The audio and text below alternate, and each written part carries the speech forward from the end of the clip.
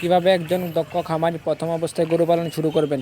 তো গরু পালন শুরু করার আগে মূল বিষয় হলো আপনাদের এখানে খাবারের দাম এবং বাসস্থান এবং খাবারের চাহিদা এবং দুধের চাহিদা ইত্যাদির উপর নির্ভর করে আপনি গরু পালন শুরু করতে পারেন। তো আমাদের এখানে খাবারের দাম যেমন বেশি তেমন দুধের দামও বেশি। প্রতি লিটার দুধ 100 টাকা করে বিক্রি করা হয়। তারপর আপনি গরুর বাচ্চাকে যেমন কৃমির ওষুধ এবং লিভারের টনিক এবং ভিটামিন ওষুধ খাওয়াতে হবে।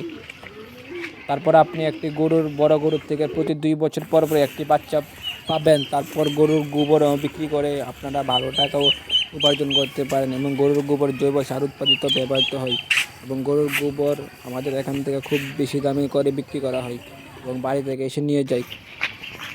তো গরুর গোবরটি দেখেন একটু লালচে টাইপের গোবর, এটি মূলত জার্সি গরু হয়, এই গোবরটি লাল। তো দেখেন আমি এখানে গরুগুলোকে কিছু বন দিলাম, তারা বনগুলো খাবে এবং আমাদের এখানে বনের দামও বেশি। আপনাদের এখানে কেমন বনের দাম তা বুঝে আপনি গরু পালন শুরু করবেন।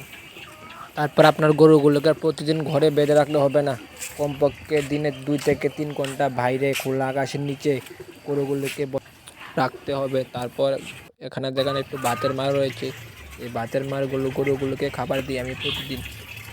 আপনারাও ভাতের মারও দিতে পারেন এবং খালি জলের সঙ্গে ভুসি মিশিয়ে দিতে পারেন। তো দেখেন এটি হলো ভুসি এবং এই ভুসিগুলিকে আমি গরুগুলোকে প্রতিদিন খাবার দিই। তারপর দেখেন এখানে রয়েছে কুড়া, এটি ধানের চুকলা মূলত। তারপর এখানে মিক্সচার। ভিডিওটি যদি ভালো লাগে চ্যানেলটিকে সাবস্ক্রাইব করে রাখবেন।